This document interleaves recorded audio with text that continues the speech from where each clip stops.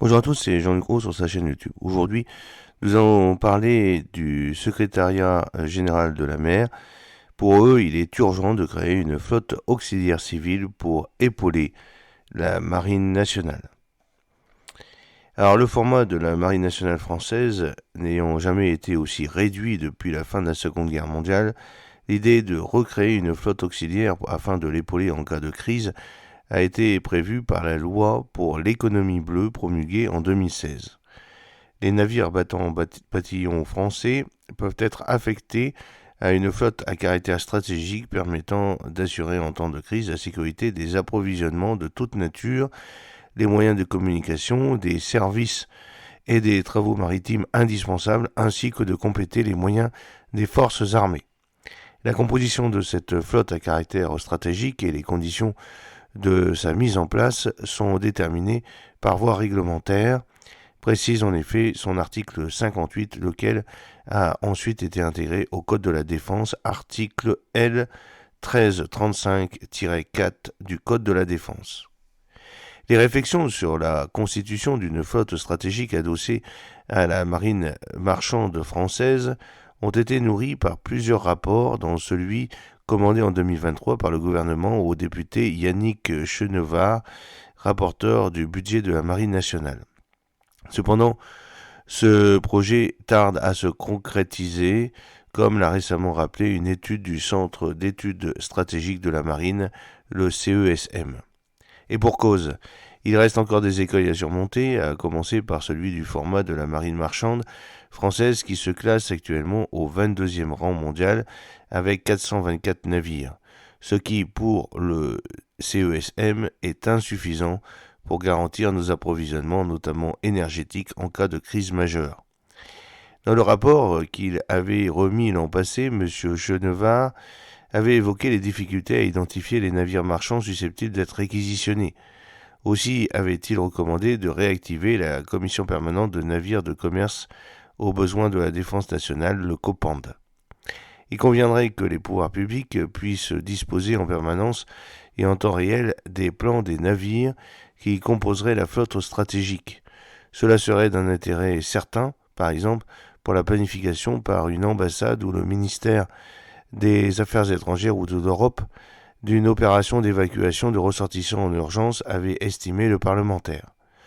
Plus d'un an après, le dossier n'a pas évolué, du moins ce que l'on retient de l'intervention faite par Didier Lallemand, le secrétaire général à la mer, à l'occasion des assises de l'économie de la mer organisées à Bordeaux le 19 novembre 2024. Nous faisons tout pour être prêts, pas dans 10 ans, mais dans un avenir extrêmement proche. Il y a une urgence d'une stratégie de résilience dans ce pays, a en effet affirmé M. Lallemand au sujet de cette flotte stratégique selon un compte rendu publié par Le Marin. Ainsi, les questions sur les modalités d'une réquisition des navires de la marine marchande n'ont toujours pas trouvé de réponse.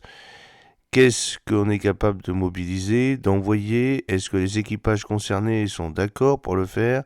Avec quels moyens d'entretien? A demandé M. Lallemand. Ce qu'il faut d'abord, c'est un élément de planification pour déterminer toutes ces conditions, a-t-il dit. En outre, le recenser les navires marchands susceptibles de faire partie de cette flotte stratégique est une chose, encore faut-il se pencher aussi sur leurs équipes. En cas de crise et d'opérations sensibles menées par des navires civils appartenant à la flotte stratégique, il semble important d'avoir la faculté d'imaginer pour remplacer les marins étrangers par des marins de nationalité française. Certains interlocuteurs interrogés à ce sujet en ont confirmé l'intérêt et la faisabilité en cas de nécessité de cette option pour des raisons de sécurité nationale, avait souligné M. Chauvenard. D'où la nécessaire rapprochement entre la marine nationale et la marine marchande française, la seconde constituant naturellement un vivier pour la première en cas de crise majeure, en particulier à la réserve opérationnelle. Dans le dernier avis budgétaire qu'il a rendu, M. Chenevard s'est félicité du fait que plusieurs mesures qu'il avait préconisées pour aller dans ce sens étaient désormais entrées en vigueur. La volonté de renforcer les réserves de la Marine nationale et d'autres corps maritimes et est un réel point positif, puisque cela permet de tisser les liens entre civils et militaires qui existaient du temps de la conscription, a estimé M. Lallemand. Reste que pour la Marine nationale, la constitution de cette flotte stratégique prend sans doute beaucoup trop de temps. En 2022, l'amiral Vendier, qui était alors le chef d'état-major de la Marine, en avait suggéré la nécessité d'aller vite. On a perdu de vue la flotte auxiliaire qui existait dans les années 80, mais on en aura sans doute bientôt besoin à nouveau. Il faudra partir de ce qu'il reste de la flotte sous pavillon français, avait-il dit à l'époque, et d'insister. Nous aurons sans nul doute, dans une perspective de crise importante, besoin de pétroliers, de navires de transport civil. J'espère que cette petite vidéo vous a plu. N'oubliez pas de cliquer sur le pouce pour la promouvoir, de vous abonner si ce n'est pas encore fait et de partager cette vidéo sur vos réseaux sociaux. A très bientôt. Fidèlement, Jean-Luc O.